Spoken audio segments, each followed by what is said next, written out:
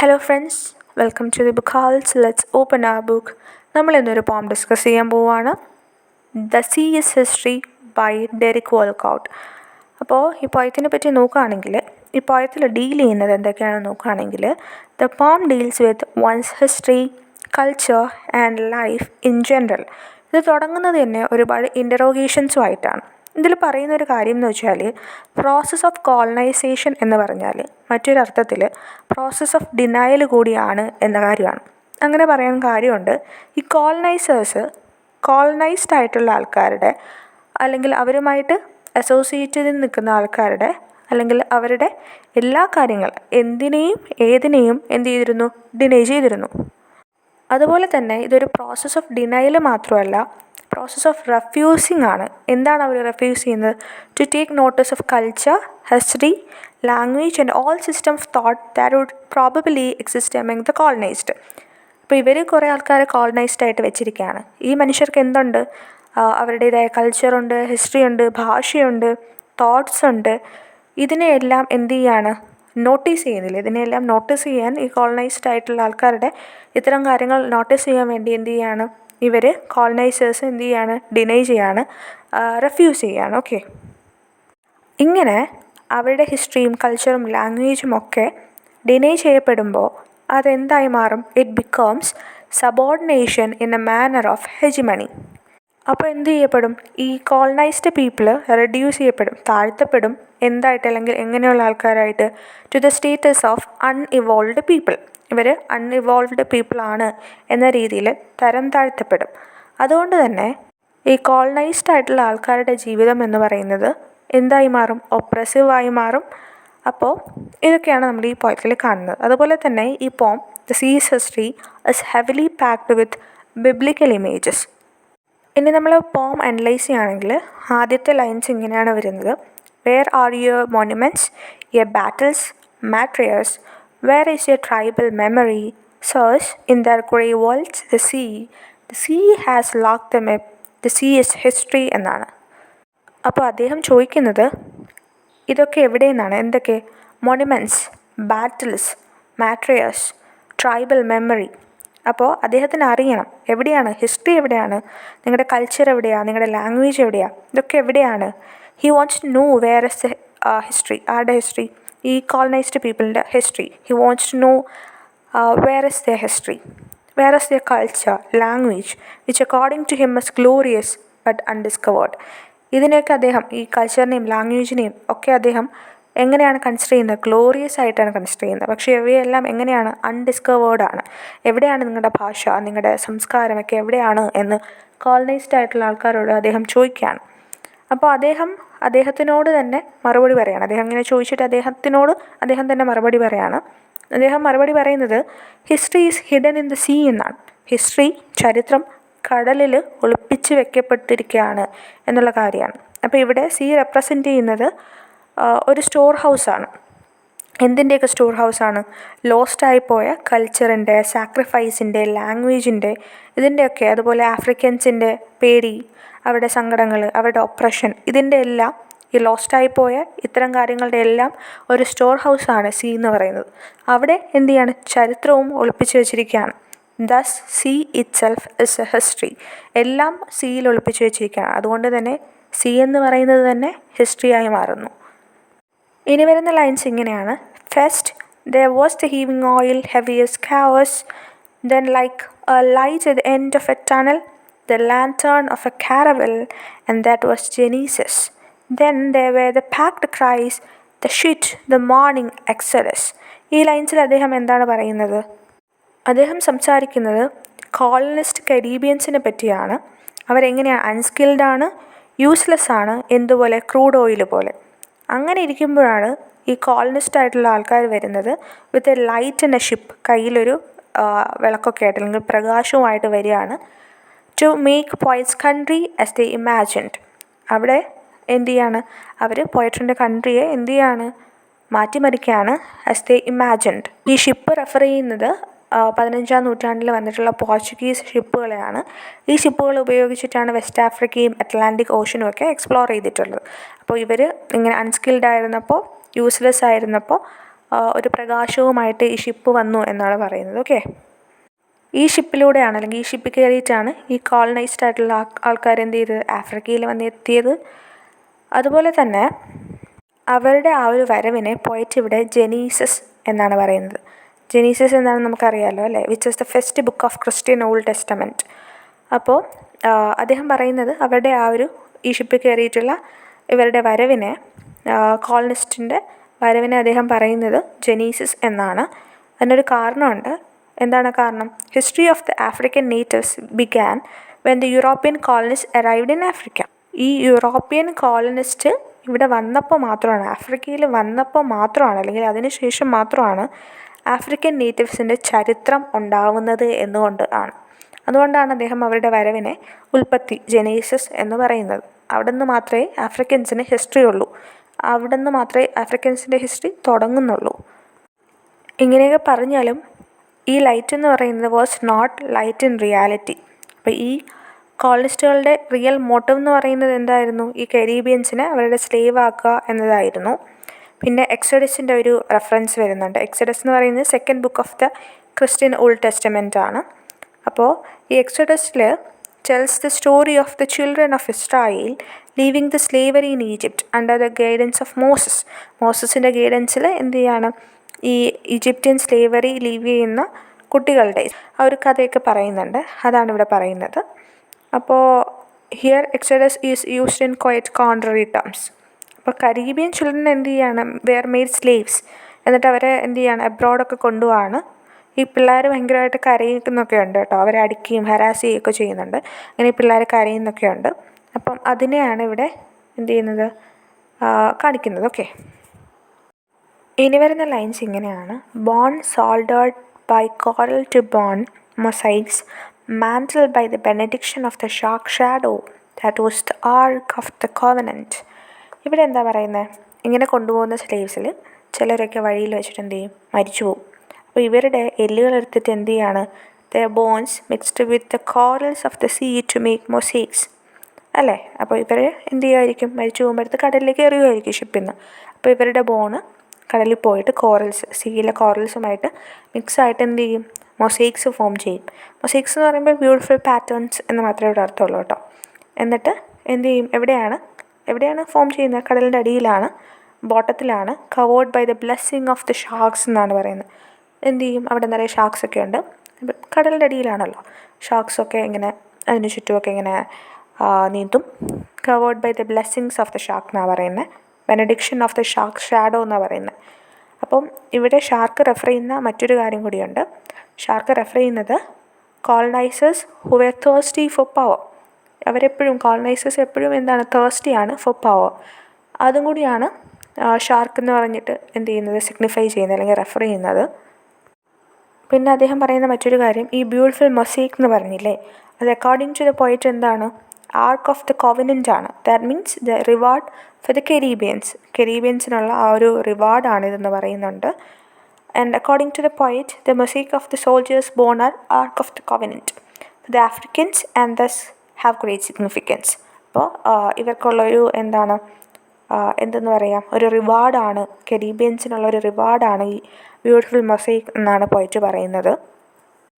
ഇനി വരുന്ന ലൈൻസ് ഇങ്ങനെയാണ്. Then came from the plucked wires of sunlight on the sea floor the platinum harp of the Babylonian bondage, as the white cowries clustered like manacles on the drowned woman, and those were the ivory bracelet of the Song of Solomon. But the ocean kept turning blank pages looking for history. ഇങ്ങനെയാണ് lines വരുന്നത്. അപ്പോൾ ഇവിടെ പറയുന്നതെന്ന് വെച്ചാൽ സീബെഡിൽ നിന്ന് സാഡായിട്ടുള്ള മോൺഫുള്ളായിട്ടുള്ള സോങ്ങുകൾ കേൾക്കാൻ പറ്റും എന്നാണ്. ഈ സോങ് ആരാ പാടുന്നത്, sung by the Babylon bondage. Babylon bondage എന്ന് പറഞ്ഞാൽ സ്ലേവ് വുമൻ എന്നാണ് കേട്ടോ പറയുന്നത്. അപ്പോൾ സ്ലേവ് വുമൻ പാടുന്ന, കടലിൻ്റെ അടിയിൽ നിന്ന് പാടുന്ന ദുഃഖകരമായിട്ടുള്ള സോങ്സ് കേൾക്കാൻ പറ്റുന്നുണ്ട് എന്നാണ് പറയുന്നത്. ഇവിടെ വേറൊരു കാര്യം കൂടി പറയുന്നുണ്ട്. ഈ ബേബിലിയോൺ എന്ന് പറഞ്ഞാൽ, ബേബിലിയോൺ എക്സൈൽ എന്ന് പറയുന്നത് ഒരു ഇവൻ്റാണ്.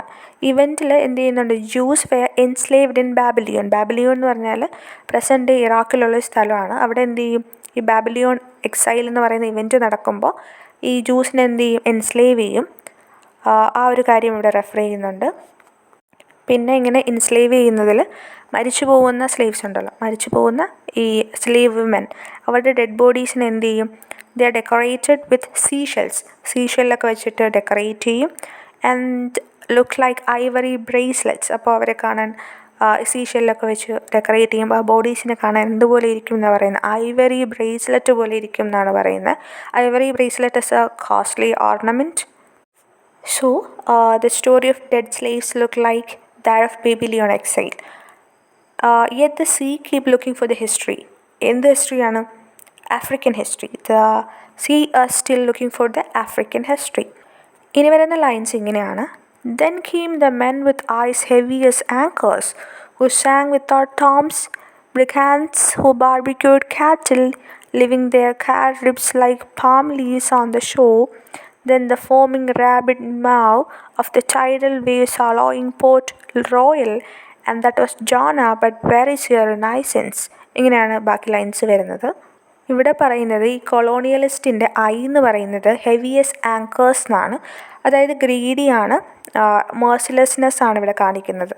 And they started looting, killing and destroying Afrikaans without Toms.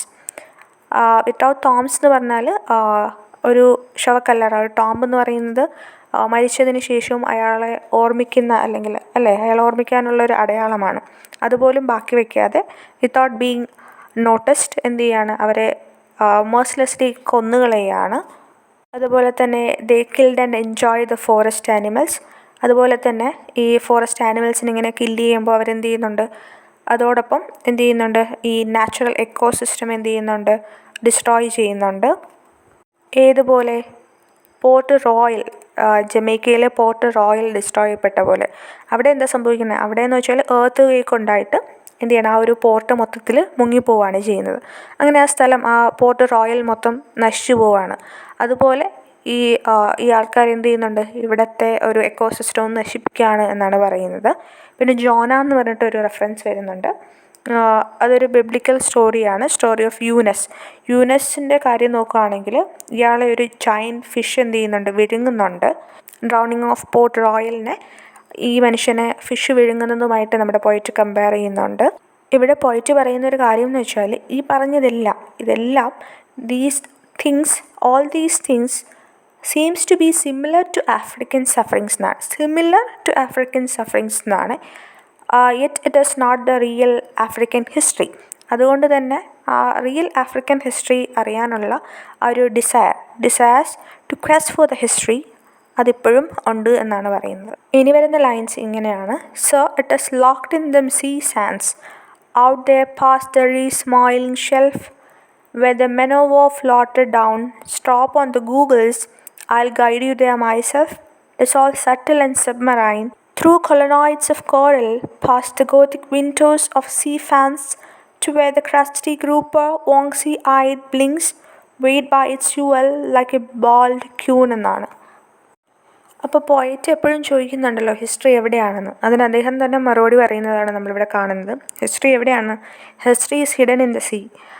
സീയിലാണ്, sea സാൻഡ്സിൽ ഹിഡൻ ആണ്. ഈ സീ സാൻഡ്സിൽ തന്നെയാണ് ആഫ്രിക്കൻ സ്ലേവ്സിൻ്റെ ബോഡിയും ഇപ്പോഴുള്ളത്. അപ്പോൾ ആ ഒരു കാര്യമാണ് അദ്ദേഹം പറയുന്നത്. അപ്പോൾ അദ്ദേഹം പറയുന്നത് ഈ ആഫ്രിക്കൻ പീപ്പിളിന് ഒരു ഡെഡിക്കേഷൻ വേണം. അവരുടെ ഹിസ്റ്ററി അറിയാൻ വേണ്ടിയിട്ട് towards the quest for history അവർക്കൊരു ഡെഡിക്കേഷൻ വേണം. അങ്ങനെയാണെങ്കിൽ അത് ഡിസ്കവർ ചെയ്യാൻ പോയറ്റിന് അവരെ ഹെൽപ്പ് ചെയ്യാൻ പറ്റും എന്നാണ് അദ്ദേഹം പറയുന്നത്. അദ്ദേഹം പറയുന്നതെന്ന് വെച്ചാൽ ഈ ബോട്ടം ഓഫ് ദി സീ എന്ന് പറയുന്നത് ഒരു സിറ്റി കണക്കെ ആണെന്നാണ്. അവിടെ എന്തൊക്കെയുണ്ട്, കുറേ ബോഡീസുണ്ട്, ഡ്രൗണ്ട് ബോഡീസുണ്ട്. ആരുടെയൊക്കെയാണ്? ആഫ്രിക്കൻ സ്ലേവ്സിൻ്റെയും ഫൈറ്റേഴ്സിൻ്റെയും ഡ്രൗണ്ട് ബോഡീസുണ്ട്. പിന്നെ ആ സിറ്റിയിൽ എന്തൊക്കെയുണ്ട്? റോസ് ഓഫ് സീഷെൽസ് ഉണ്ട്. അതുപോലെ it has Gothic windows in the form of sea fans. അവിടെ ഒരു ഗ്രൂപ്പ് ഓഫ് ഫിഷസ് എന്ത് ചെയ്യുന്നുണ്ട്, ജീവിക്കുന്നുണ്ട്, വിത്ത് ഷിന്നിങ് ഐസ്. അതുപോലെ ഷിന്നിങ് ഐസ് മാത്രമല്ല, അവർക്ക് വേറെ എന്തുണ്ട്, സ്കെയിൽസ് ഉണ്ട്. സ്കെയിൽസ്, ഈ മീനുകളുടെ സ്കെയിൽസ് എന്തുപോലെ ഇരിക്കും? ജുവൽസ് പോലെ ഇരിക്കും. അപ്പോൾ ഫിഷ് എങ്ങനെയാണെന്ന് പറയുന്നുണ്ട്. Thus the fish in spite of being bold as a queen. ഫിഷിനൊരു കിരീടമില്ല, ഒരു ക്രൗണില്ല. അപ്പോൾ ആ ഫിഷ് എന്ന് പറയുന്നത് ഒരു ക്യൂനാണ്, കിരീടമില്ലാത്തൊരു ക്യൂനാണെന്നാണ് പറയുന്നത്. ഇവിടെ ആ ഒരു ബാൾഡ് ക്യൂൺ എന്ന് പറയുന്നതിനെ ക്യൂൺ എലിസബത്ത് ഫസ്റ്റിനെയാണ് റെഫർ ചെയ്യുന്നത്. Who become half bald because of some disease. ഈ പുള്ളിക്കാരി നമ്മുടെ എലിസബത്ത് ഫെസ്റ്റ് എന്ത് ചെയ്യുന്നുണ്ട്, എന്തോ അസുഖം വന്നിട്ട് ഹാഫ് ബാൾഡായി പോകുന്നുണ്ട്. അതുകൊണ്ട് തന്നെ ബാൾഡ് ക്യൂൺ എന്നതുകൊണ്ട് എലിസബത്ത് ഫെസ്റ്റിനെയാണ് റെഫർ ചെയ്യുന്നത്. ഇനി ഇങ്ങനെയാണ്: and thus grow in caves with barancals pitched like stone and cathedrals, and the furnace before the hurricanes Gumark, bones ground by windmills into mal and cornmeal, and that was lamentations, that was just lamentations, it was not history. ഇവിടെ പോയിട്ട് പറയുന്നത് വെച്ചാൽ ഈ സിറ്റിയിൽ എന്തൊക്കെയുണ്ട്, caves ഉണ്ട്. This caves divided in symmetry.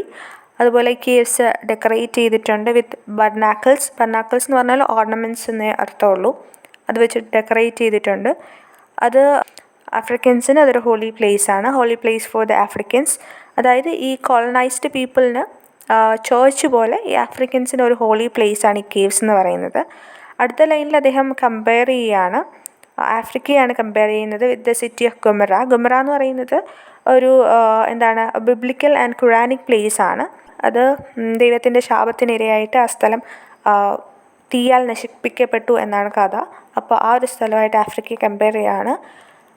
പിന്നെ ഇവിടെ പറയുന്നതെന്ന് വെച്ചാൽ ഈ കോളനിസ്റ്റ് പീപ്പിൾ കുറേ ആൾക്കാരെ കൊന്നല്ലോ, കുറേ ആൾക്കാരെ കൊന്നിട്ട് അവരുടെ ബോഡിയൊക്കെ കടലിൽ തള്ളി. അവരുടെ ബോഡിയെല്ലാം റോക്സുമായിട്ടൊക്കെ മിക്സ്ഡപ്പ് ആയിട്ട് ആനിമൽസിന് കഴിക്കാൻ വേണ്ടിയിട്ട് ടേസ്റ്റി ഡിഷായി മാറി എന്നാണ് പറയുന്നത്. അപ്പോൾ അതുകൊണ്ട് തന്നെ Lamentations and mornings prevailed in Africa.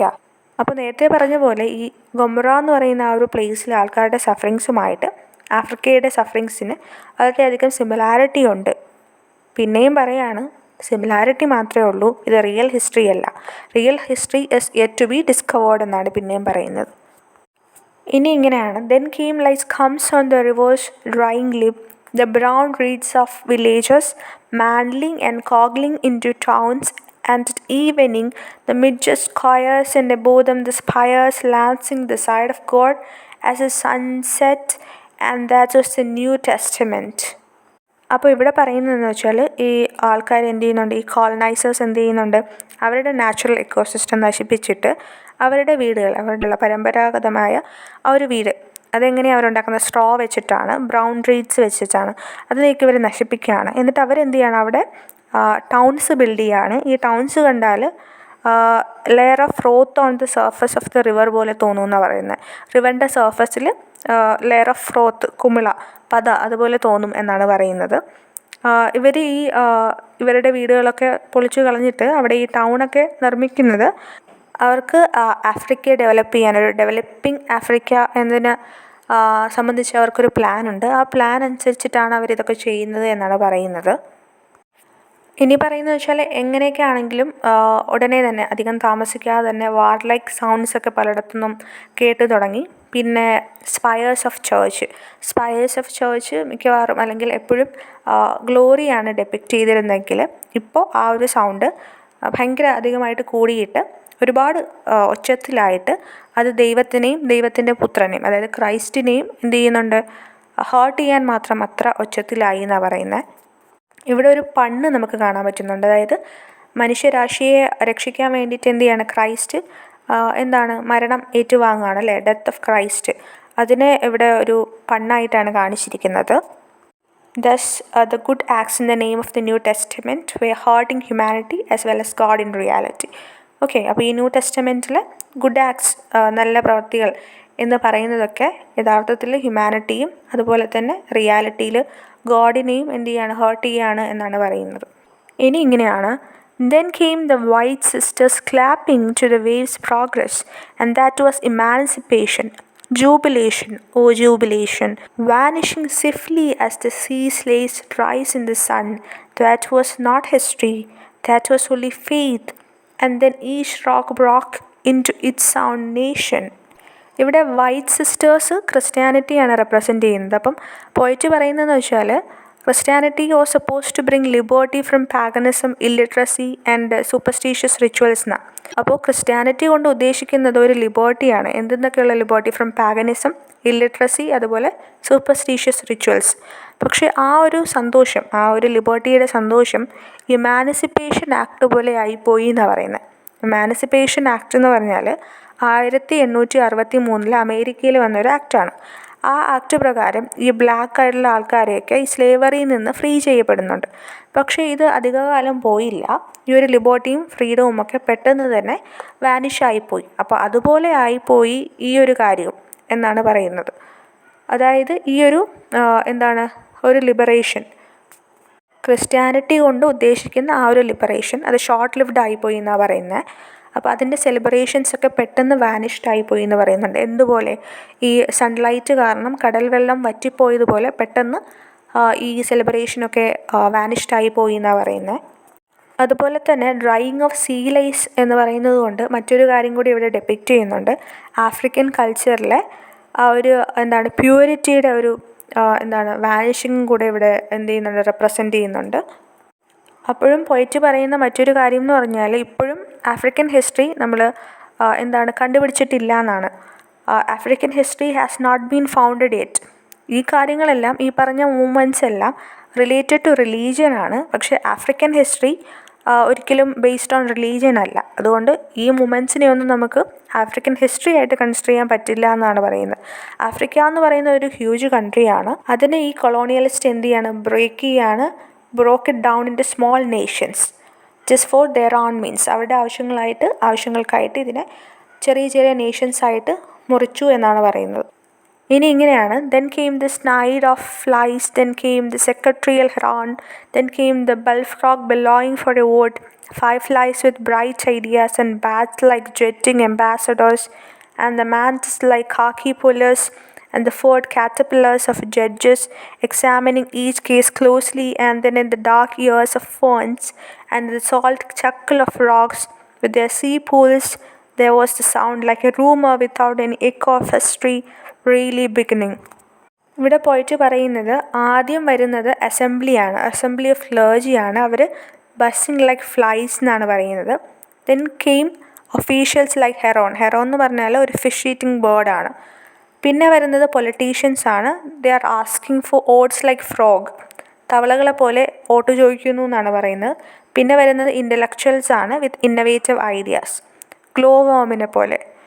പിന്നെ വരുന്നത് അംബാസഡേഴ്സ് ആണ്, വേറെ കൺട്രീസിൽ നിന്നുള്ള അംബാസഡേഴ്സ്. അവർ ബാറ്റ്സ്, വവ്വാലുകളെ പോലെ എന്നാണ് പറയുന്നത്. പിന്നെ വരുന്നത് പോലീസാണ്. പോലീസ് ലൈക്ക് മാൻഡസ് എന്നാണ് പറയുന്നത്. മാൻഡസ് എന്ന് പറഞ്ഞാൽ ഒരു പ്രിഡേറ്ററി ഇൻസെക്റ്റ് ആണ്.